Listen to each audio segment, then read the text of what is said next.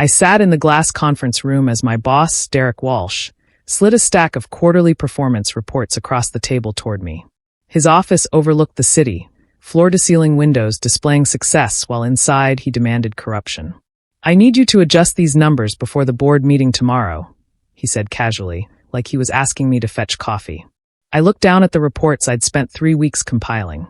Accurate data. Honest metrics. Truth. Adjust them how? I asked, though I already knew. Client retention needs to show 85%. Revenue projections need to hit the targets we promised. You understand. I understood perfectly. He wanted me to falsify performance reports. I can't do that, Derek. These numbers are accurate. Changing them would be. I'm not asking, he interrupted, his voice hardening. I'm telling you. Then I'm refusing. The words left my mouth before I could second-guess them. Derek's expression shifted from annoyance to cold fury. He stood abruptly. You're fired. Effective immediately. He pressed the intercom button. Patricia, send security to conference room B. And get HR up here now. As security arrived to escort me out, Derek leaned close and said with a smirk, You just made the worst mistake of your life. I walked back to my desk flanked by 2 security guards like I'd committed a crime. Around me, the office continued its normal rhythm, but I noticed something chilling. Nobody looked surprised. Coworkers I'd worked alongside for 3 years suddenly found their computer screens fascinating. Tyler from accounting glanced up briefly, then looked away quickly. Brenda from client services kept her head down. Nobody met my eyes. Nobody asked what happened. Nobody seemed shocked that Derek Walsh had just fired someone in the middle of the day with security escort. As I packed my personal belongings into a cardboard box, family photos, my favorite coffee mug, the plant Kayla had given me for my work anniversary, I realized something disturbing.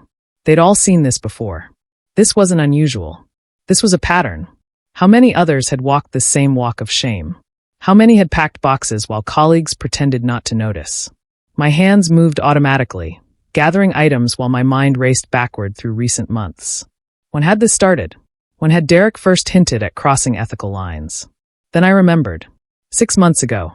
The casual suggestion about adjusting numbers for a better presentation. I'd thought he was joking. 6 months earlier, Derek had called me into his office with a smile and a compliment. Your integrity is exactly what this department needs, he'd said warmly. Too many people around here are willing to cut corners. Not you. I respect that about you, Alex. I'd felt proud, valued, seen. Over the following weeks, he'd slowly introduced what he called strategic presentation of data. We're not lying, he'd explained patiently. We're just emphasizing the positive trends and downplaying temporary setbacks. That's smart business. Then came the rounding up phase. If we're at 82%, we can call it 85. That's within the margin of error. Then the projections based on optimistic scenarios instead of realistic ones. Each request had been framed as normal business practice. Each time I'd hesitated, he'd reassured me. Each small compromise had led to slightly larger ones. I realized now, standing at my cleared desk, that he'd been testing my limits all along. Finding my breaking point. Discovering exactly how far I'd bend before I'd break. Today, he'd found that line. And I'd refused to cross it. The security guard cleared his throat. Ma'am, we need to escort you out now. That evening, sitting in my apartment surrounded by the contents of my desk box, I started remembering other warning signs I'd ignored. The way Derek had gradually stopped including me in certain client meetings. How my suggestions in department discussions had been dismissed more frequently. The subtle shift in how my concerns were brushed off as overthinking or not understanding the bigger picture. I recalled the morning 3 months ago when I'd questioned a revenue projection that seemed unrealistic. Derek had smiled that patient smile and said, Alex, you're too detail-oriented sometimes. You need to see the forest, not just the trees.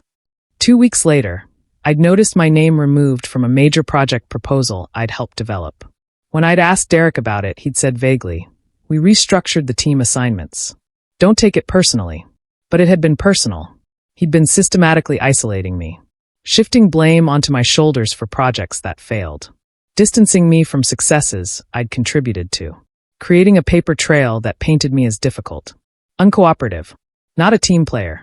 And through it all, without consciously deciding to, I'd started saving everything. Forwarding important emails to my personal account. Downloading reports before submission. taking screenshots of conversations that felt wrong. I hadn't known why I was doing it. Just instinct. Self-preservation. Now I understood. Some part of me had known this was coming. I spent the night going through my archived emails, organized by date and sender. The folder was extensive, more comprehensive than I'd realized. As I scrolled through months of correspondence, I noticed something that made my stomach drop. I wasn't the first person to object to Derek's methods. Others had raised concerns. Others had questioned the accuracy of reports. Others had pushed back on unrealistic projections. And those people were no longer with the company. Marcus from Data Analytics. Gone 6 months ago, supposedly for performance issues. Yolanda from Compliance. Left 4 months ago, officially a mutual separation. Trevor from Client Relations. Disappeared 3 months ago, pursuing other opportunities. Each of them had quietly vanished after raising the same types of concerns I'd raised. Each departure had been explained away with corporate language that sounded reasonable. But now, seeing the pattern, I understood what had really happened. Derek had systematically removed anyone who wouldn't participate in his falsification scheme. One name stood out. Yolanda Martinez. She'd worked in compliance. She'd been responsible for ensuring our reporting met regulatory standards. She'd sent an email 4 months ago flagging discrepancies between reported numbers and actual performance data. 2 weeks later, she was gone. I found her LinkedIn profile. She was working at a different company now, same role, same level. Not a demotion. Not a failure. Just removed. The next morning, a courier arrived at my apartment with a thick envelope from the company's legal department. Inside was a severance agreement. I read it carefully, my finance degree making me naturally suspicious of the fine print. The offer was generous. 3 months' salary. Extended health benefits. Career transition counseling. A glowing recommendation letter. All contingent on one requirement clearly stated in Section 7.3. Employee agrees to maintain complete confidentiality regarding all aspects of employment, termination circumstances, and any events or conversations related thereto. They wanted me silent. The generosity wasn't kindness.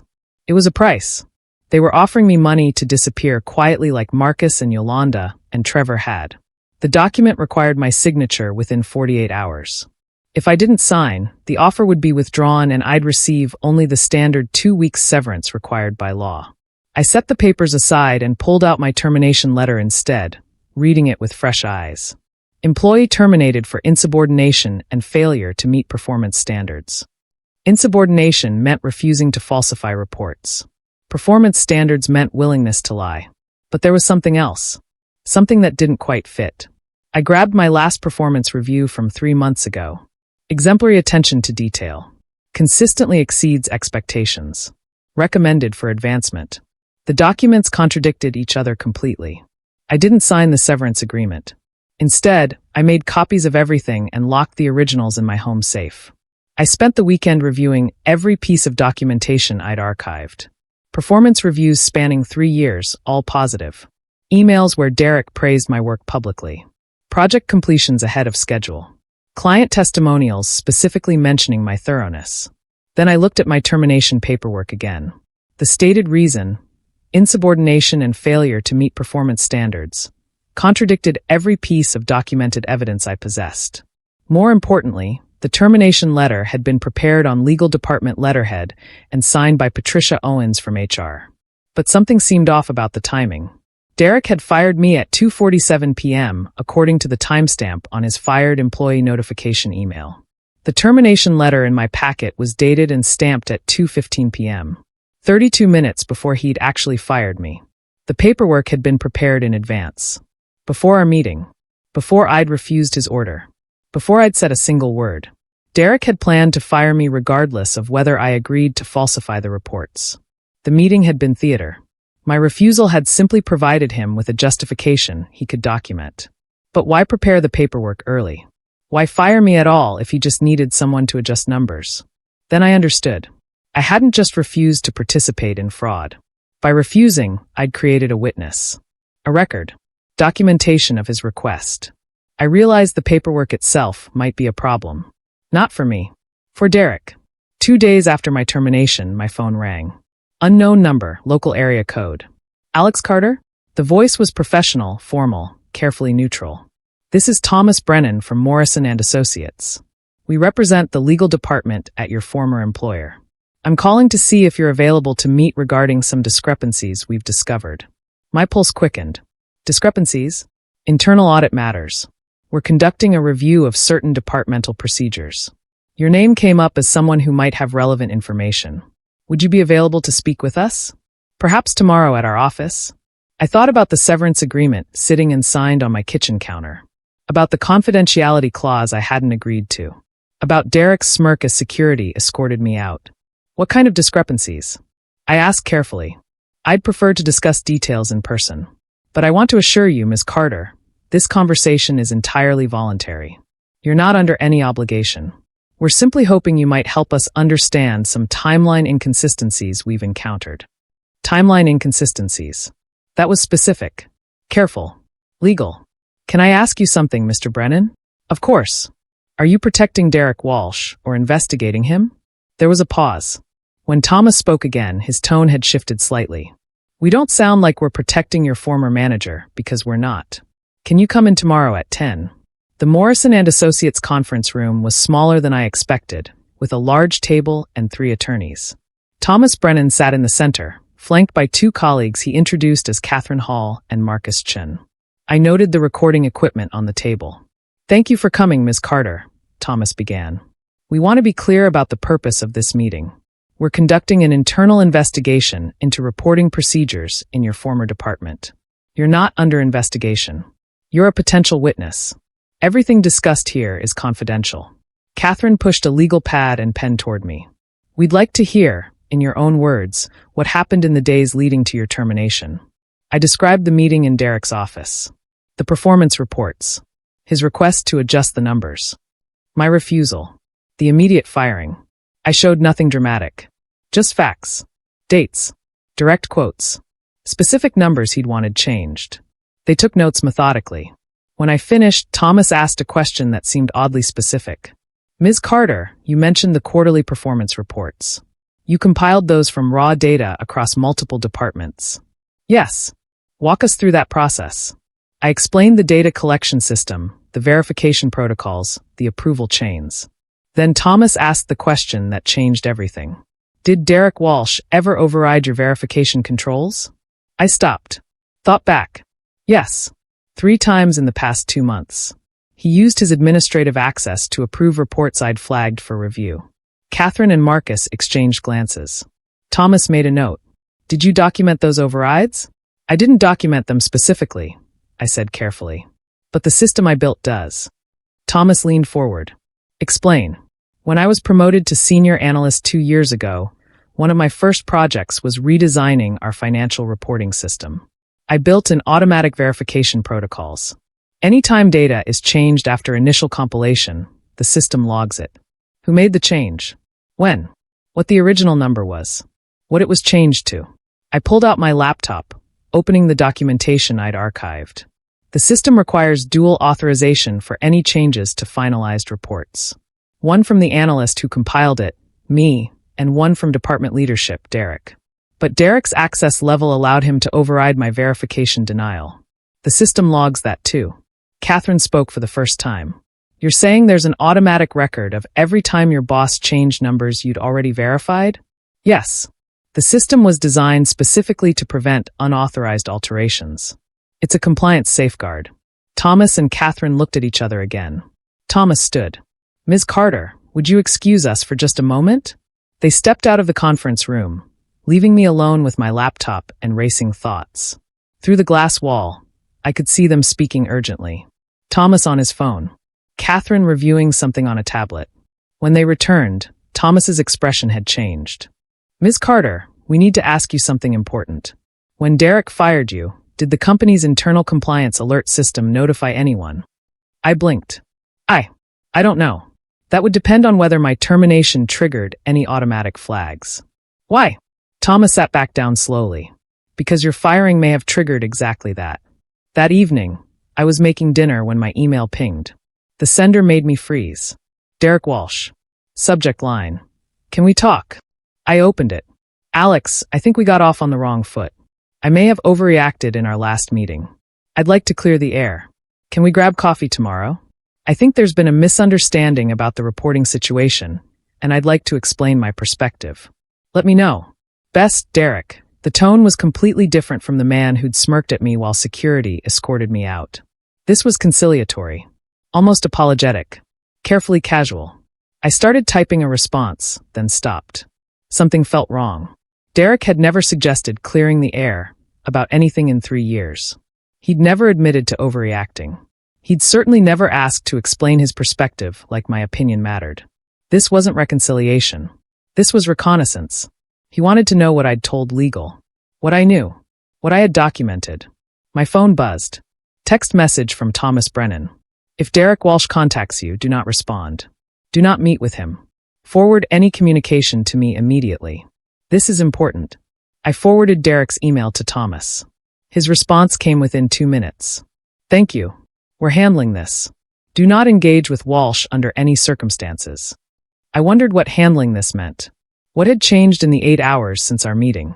What had Thomas discovered that made Derek suddenly want to clear the air?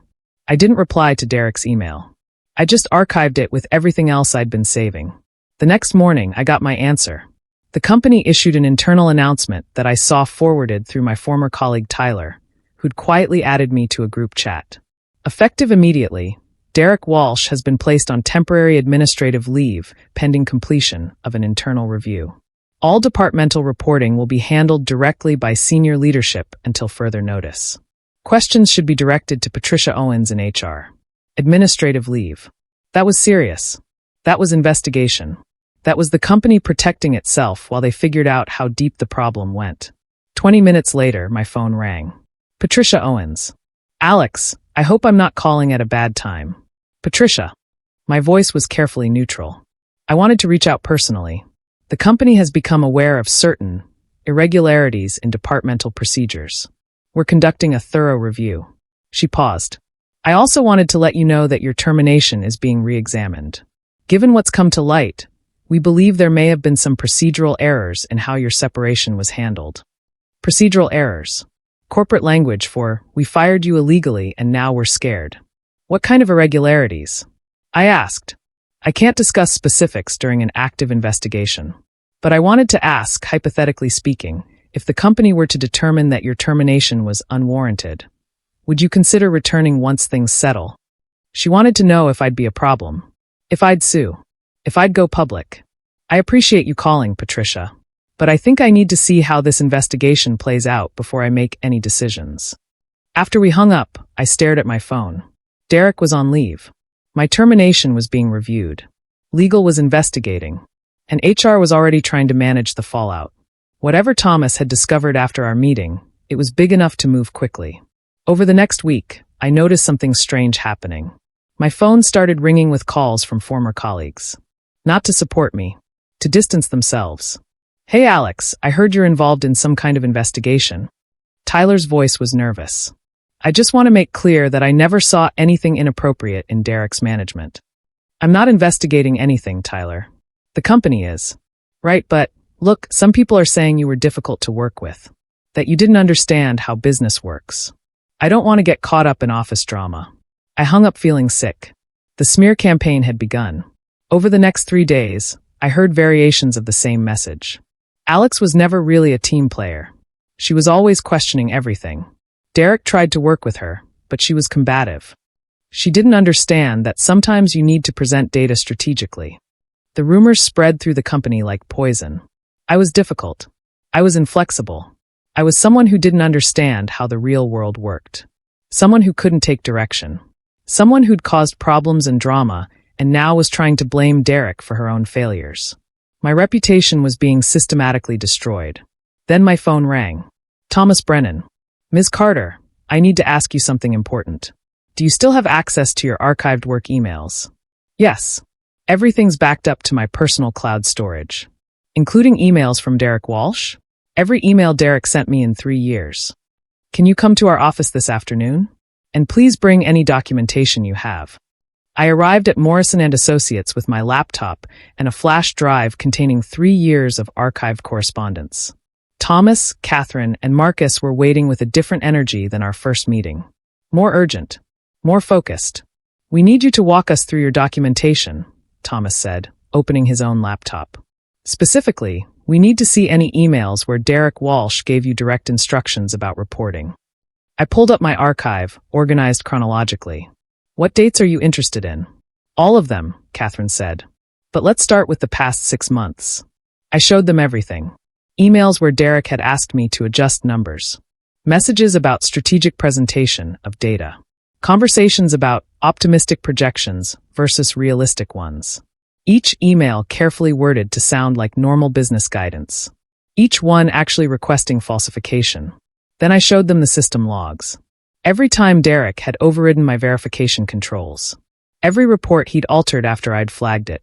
Every change documented with timestamps and original values. Catherine was typing rapidly. Marcus was taking notes. Thomas was forwarding emails to himself. Ms. Carter, can you show us the reports from March 15th specifically? I pulled them up. Derek changed the client retention rate from 78% to 86%. I'd flagged it because the calculation methodology didn't support that number. He approved it anyway. Thomas nodded. That report went to the board of directors.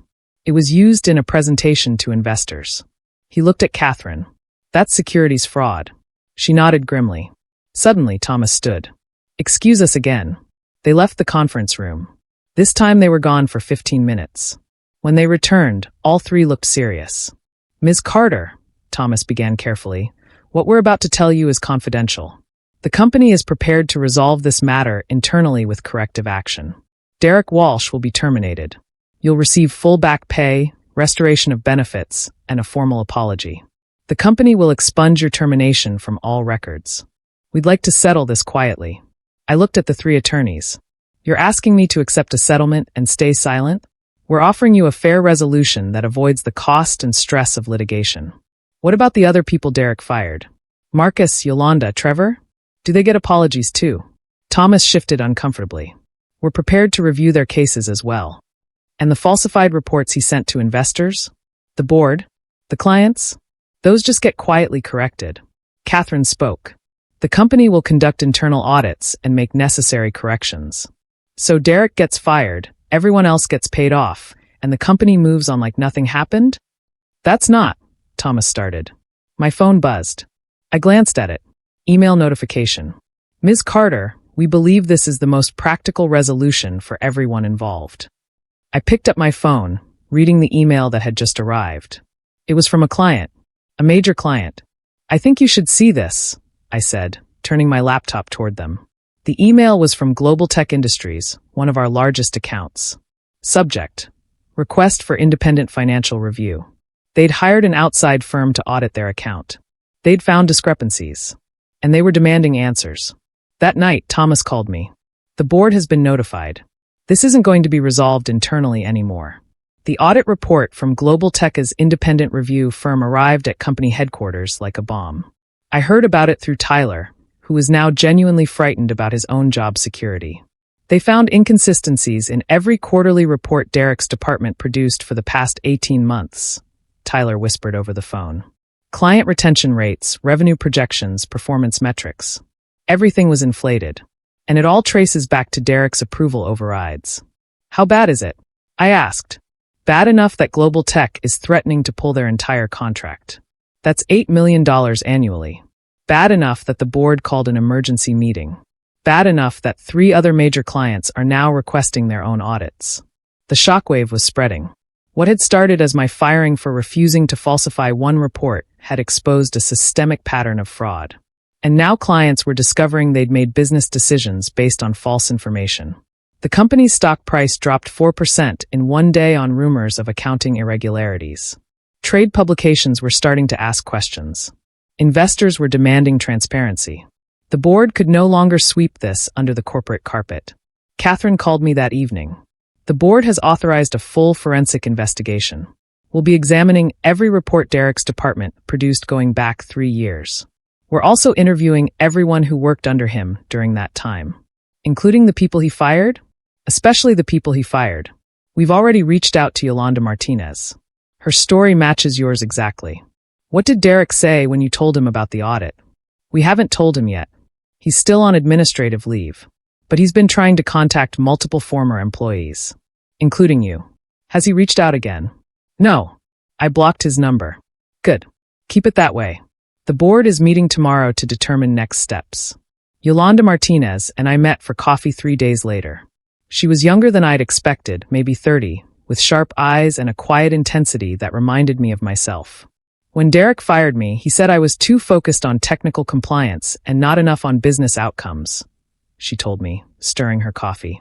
He made it sound like I didn't understand how the real world worked. He said the same thing to me, I replied. That I was too detail-oriented. That I needed to see the bigger picture. The bigger picture was fraud. She pulled out her phone, showing me emails she'd archived. He'd been having me approve reports that didn't meet regulatory standards. Small things at first. Rounding errors.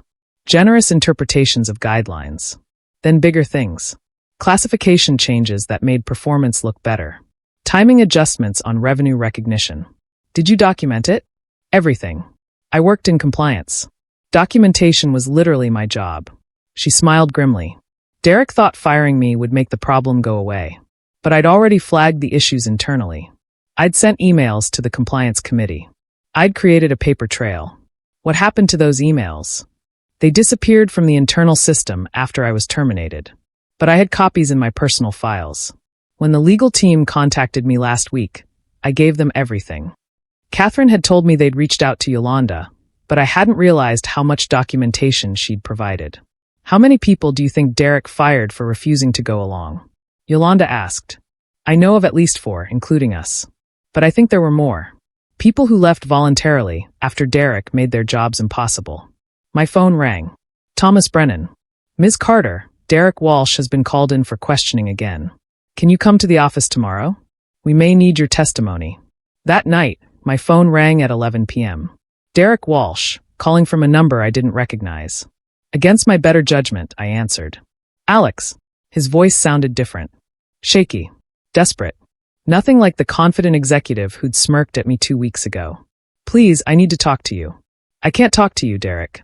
Legal told me not to. Just listen. Please. This whole thing is getting out of control. The board is making it into something it's not. I made some judgment calls about data presentation. Yes, but that's not fraud. That's business. You asked me to falsify performance reports. I asked you to present the data in the most favorable light. That's what executives do. You're too inexperienced to understand the pressure I was under. The board wanted growth. Investors wanted results.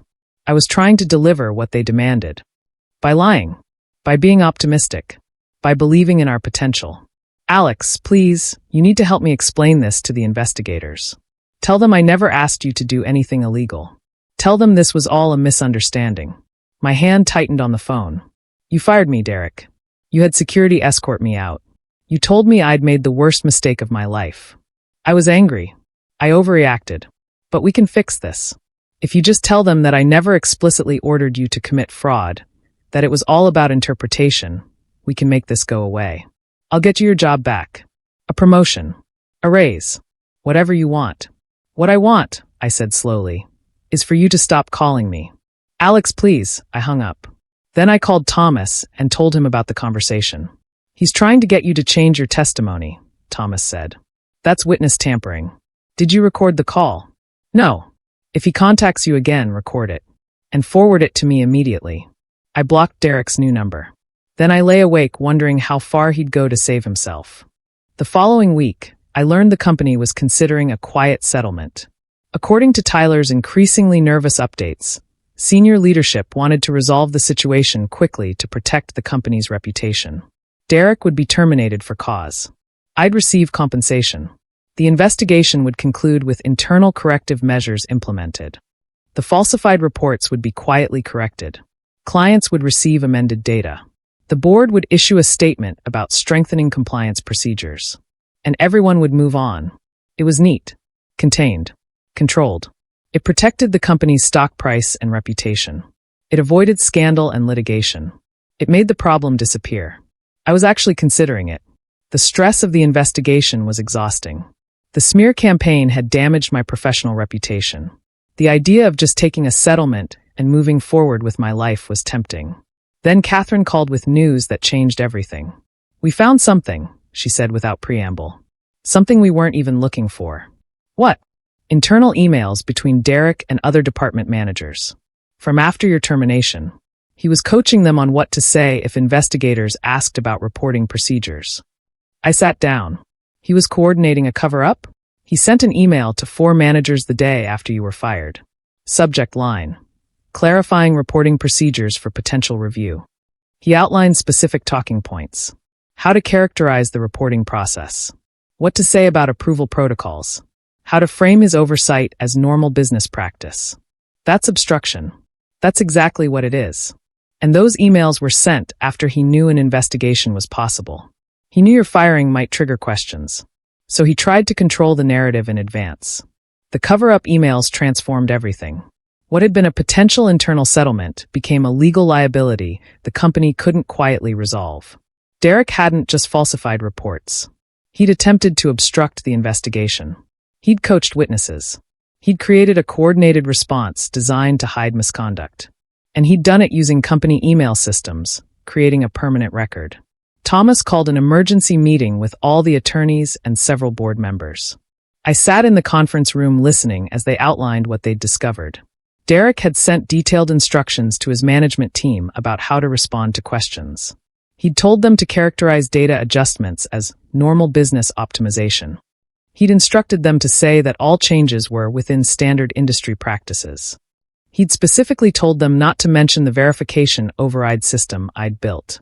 And he'd ended the email with a line that made everyone in the room go silent. It's important we present a unified narrative. Individual interpretations of reporting procedures could create unnecessary confusion. He was telling them to lie, one board member said. He was telling them to coordinate their lies, Thomas corrected. That's conspiracy. The board members looked at each other. The CFO spoke. This is bigger than one manager's misconduct. This is a company-wide issue now. We have to report this. Report meant regulatory agencies, external audits, public disclosure, everything the company had wanted to avoid. The neat, quiet settlement evaporated. Derek's attempt to cover up his actions had made that impossible. The investigation expanded rapidly over the next week. What had started with my termination now encompassed the entire finance department. External auditors arrived. Regulatory agencies sent notifications. The SEC opened a preliminary inquiry into the company's financial reporting practices. Every report Derek's department had produced in 3 years was being forensically examined. Every employee who'd worked under him was being interviewed. Every override, every adjustment, every optimization was being documented and analyzed. And at the center of it all was Derek Walsh, who'd tried to make a problem disappear by firing me and had instead created a corporate crisis. Thomas called me in for another meeting. The board wants your sworn testimony. They're building a comprehensive case, and you're a crucial witness. What happens to Derek? He's being terminated for cause. But that's just the employment consequence. There are potential criminal implications. Securities fraud. Obstruction of justice. Conspiracy. The district attorney's office has been notified. And the other people he fired? They're all being interviewed. Their terminations are being reversed. The company is offering settlements to avoid wrongful termination suits. Yolanda, Marcus, Trevor. Everyone is being compensated. What about the clients who made decisions based on false reports? That's complicated. The company is offering corrections and compensation on a case-by-case basis. Global Tech is negotiating a settlement. Other clients are considering litigation. This is going to take years to fully resolve. I thought about Derek's phone call. His desperate attempt to get me to change my story. His promise of promotion and raises. His belief that he could make this all go away. When is the testimony scheduled? I asked. Next week. Are you ready? I thought about the moment Derek fired me. The smirk. The certainty that he'd won. Yes, I said. I'm ready. The testimony took place in a formal conference room with a court reporter, 2 attorneys representing the company, 1 attorney representing Derek, and a board representative. I was under oath. Derek sat across the table from me, his expensive suit unable to hide how diminished he looked. Gone was the confident executive who'd ordered me to falsify reports. This man looked exhausted and afraid. Thomas walked me through my story chronologically. The meeting where Derek asked me to adjust the numbers. My refusal. The immediate termination. The timeline. The verification system I'd built. The override logs. Every detail I'd documented over 3 years. I told the same story I'd told from the beginning. Nothing changed. Nothing embellished. Just facts. Derek's attorney tried to poke holes in my timeline, suggesting I'd misunderstood Derek's intentions, that adjust could mean many things, that business reporting involved interpretation. But the override logs didn't lie. The system documentation didn't misinterpret. The emails I'd archived spoke for themselves. Then Thomas asked Derek a question. Mr. Walsh, on March 15th, you approved a client retention report showing 86% retention. Is that correct? I approved many reports. I don't recall that specific date. Let me refresh your memory. Thomas pulled up the report on the screen. This report showed 86% client retention. Ms. Carter's original compilation showed 78%. Can you explain the discrepancy? Derek shifted in his seat. Business reporting requires contextual understanding. The 78% figure didn't account for pending renewals. Pending renewals that hadn't been finalized? Renewals that were highly likely to be finalized. But they weren't finalized as of March 15th? Not technically, but... So the accurate number was 78%, and you changed it to 86%? Derek's attorney interjected, but Thomas wasn't finished.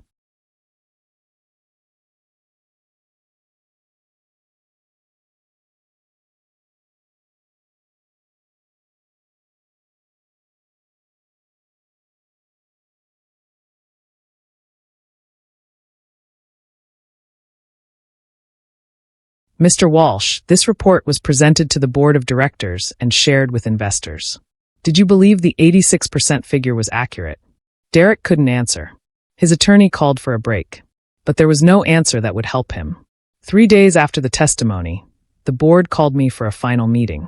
Not with legal this time. With the CEO and board chair. Ms. Carter, the CEO began, we want to explain what we've uncovered through this investigation.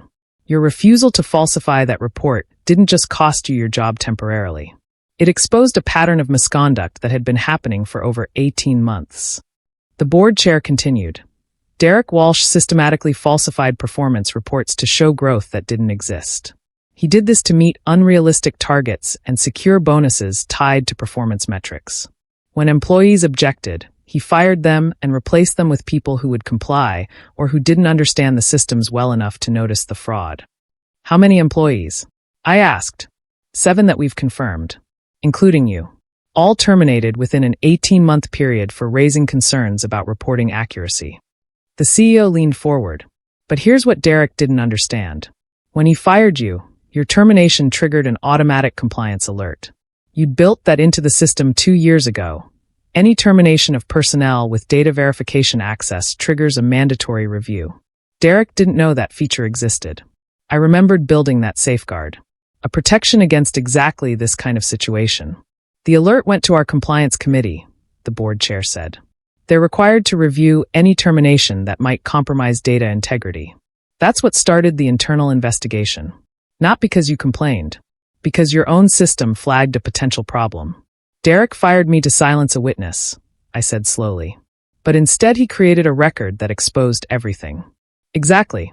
Your refusal to falsify the reports created documentation of his request. Your termination triggered the compliance review. Your system logs provided evidence of systematic fraud. Derek destroyed himself the moment you said no. Derek Walsh was terminated for cause 2 weeks later. The company issued a carefully worded statement about personnel changes following an internal review of reporting procedures.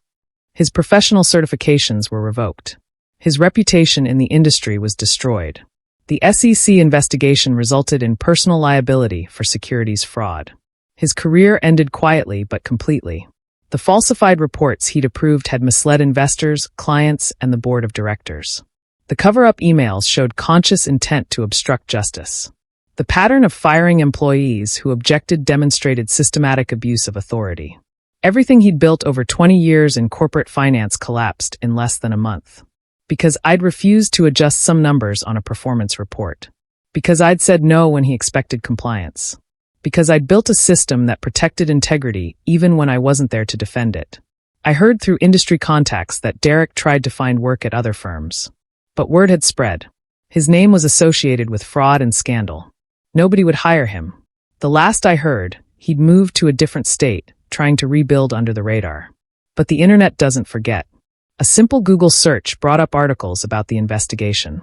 His LinkedIn profile sat dormant. His professional network had abandoned him. Then Patricia from HR called me one final time. "Alex, the board would like to discuss your return to the company. We'd like to offer you Derek's former position, actually. Director of Financial Analysis, with full authority over reporting procedures and a seat at senior leadership meetings." The offer was generous. The position was impressive. The vindication would be complete. I'd won. But sitting in my apartment, thinking about the past month, I realized something. I didn't want to return. I declined the company's offer of reinstatement and accepted a position at a competitor instead. Chief Compliance Officer, with direct reporting to the board. Better title. Better salary. Better company culture. The irony wasn't lost on me. Derek had fired me to protect his fraud. Instead, my termination had exposed everything and launched me into a better career than I'd had before. As I cleaned out the last of my files from the investigation, I found Derek's initial email asking to clear the air. The desperate phone call. The witness tampering attempts. All documented. All part of the record. All evidence of a man who'd believed he could make problems disappear by firing them. But some problems don't disappear. They just get bigger when you try to hide them.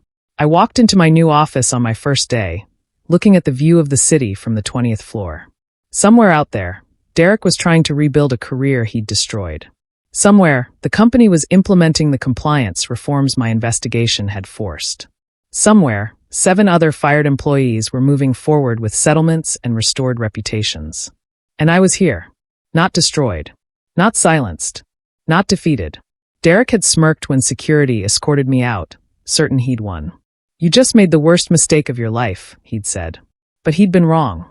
I hadn't made a mistake. I'd made a choice. I'd refused to lie. I'd refused to participate in fraud. I'd refused to compromise my integrity for corporate convenience. And that choice hadn't destroyed me. It had destroyed the person who demanded I make it. I didn't destroy Derek Walsh. He destroyed himself the moment I refused to lie. My refusal had simply exposed what was already there. The fraud. The cover-up. The systematic abuse. All I'd done was say no. And sometimes that's enough.